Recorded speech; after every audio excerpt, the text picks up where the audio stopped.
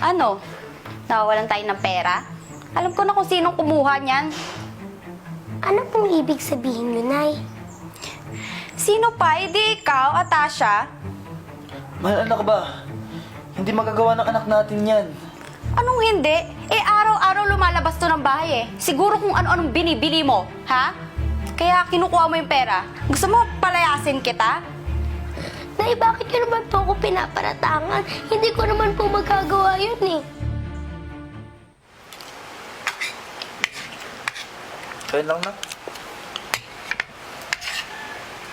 Nay, bago po yung cellphone nyo? Ang mahal po siguro niyan. Oo nga. Kailan pa? Saka saan ka kumuha ng pambili? Sabi mo, kulang pa yung budget natin para sa kuryente. Ano yung inipon ko? Huwag niyo nalalahanin yan. Minsan lang naman yan. Pero mahal, di ba nga, di pa tayo nakabayad ng utang para sa eskwela ni Atasha? Nay, baka naman po mas mahalaga po yung tuition kaysa Mabuti pa dyan. yung bata, grabe. Hindi po yung iba. Aba, bakit ako ang pinagsasabihan mo? Ano bang pakialam mo? Sino ang nanay dito? Di ba ako? Anong alam? Mahal, kumalma ka. Tama naman si Atasha eh. Naintindihan ko naman na gusto mo ng ganyang bagay. Pero, alam mo naman nagipit tayo ngayon, di ba? Ano ikaw gipit tayo? Hindi ko na pwedeng mabili yung gusto ko. Kakairita kayong dalawa. Mga kayo.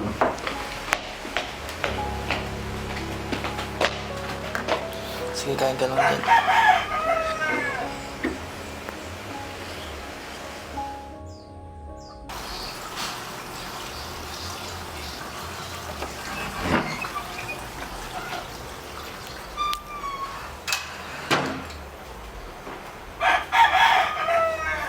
Oh, babe. Sweet mo talaga. Mas inuuna mo pa talaga ako kaysa sa pamilya mo. Siyempre naman, ikaw nagpapasaya sa akin eh. Sabi ko naman sa'yo iwanan mo na sila. Nga pala, nakasalubong ko yung anak mo sa labas. Sama makatingin sa akin eh. Teka, alam ba niya? Kaya pala parang hinuhuli niya ako kanina. Patay. Naku babe, red flag yan. Delikado sa relasyon natin yan. Baka pag nahuli tayo ng anak mo, hindi na ako makakautot ng pera at tayong dalawa. Wala na. Maghihiwalay na tayo niyan. So, anong gagawin ko? Anak ko pa rin naman yun. Anak mo? So mahal mo? Anong gagawin mo? Paano kung mabuking tayo?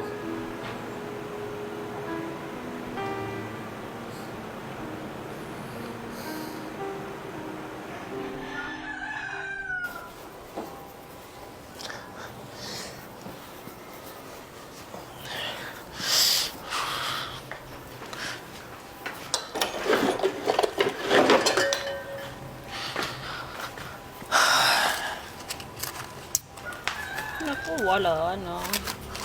Oh, yung pera. Atasha? Tay, Anak? Hindi ka. bakit po, Tay? Yung pera natin nawawala. Yung ipon para sa kuryente. Nandito lang yung sa wallet ko kanina eh. Ano po? Baka naman po naiwan mo sa ibang lugar. Ano? Nawawalan tayo ng pera? Alam ko na kung sinong kumuha niyan. Ano pong ibig sabihin nyo, Nay? Sino pa? Di ikaw, Atasha? Mahal, anak ba? Hindi magagawa ng anak natin yan. Anong hindi? Araw-araw lumalabas to ng bahay eh. Siguro kung ano-anong binibili mo, ha? Kaya kinukuha mo yung pera. Gusto mo palayasin kita? Nay, bakit nyo naman po ako pinaparatangan? Hindi ko naman po magagawa yun eh. Tigilin mo na yung drama mo, ha? Aminin mo na lang. Mahal, sumusobra ka na. Anak natin to pinagbibintangan mo.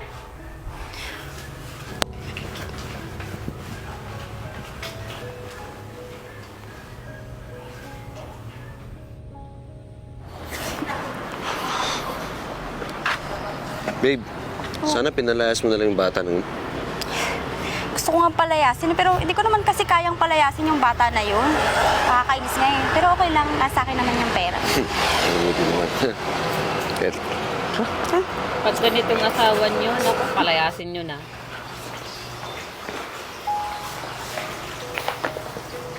Mahal? Mahal, bakit nandito yung mga gamit ko sa labas?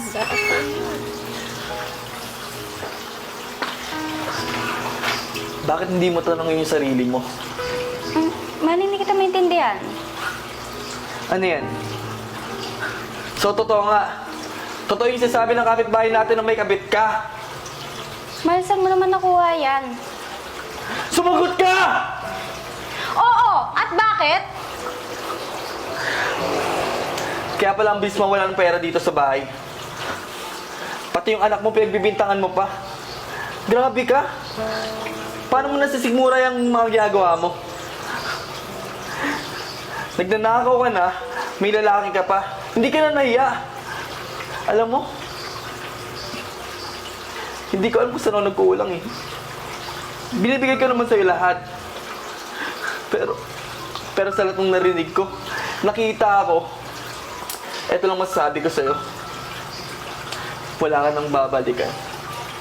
Sinira mo yung pamilya natin. Mahal, patawarin mo Tara ako. na, anak.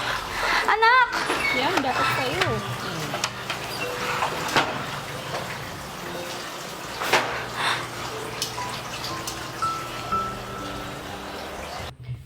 Ayan, sana maging aral ito sa lahat, ano?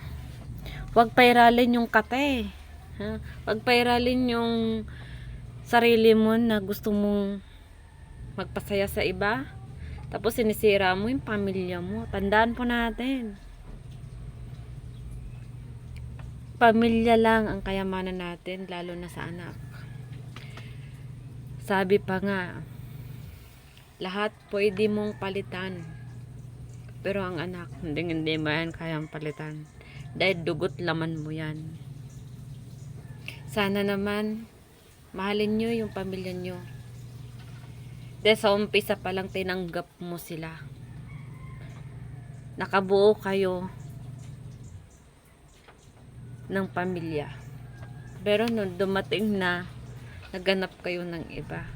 Bakit nga ba mayroong ganun na hindi makontento sa isa? Kung anong sa kanya, di ba ganun din ang sa asawa mo? Diyos ko, ano bang pinagkaiba nung sa kanya, nung sa asawa mo? Grabe. Sa panahon ngayon, talaga, ando doon na.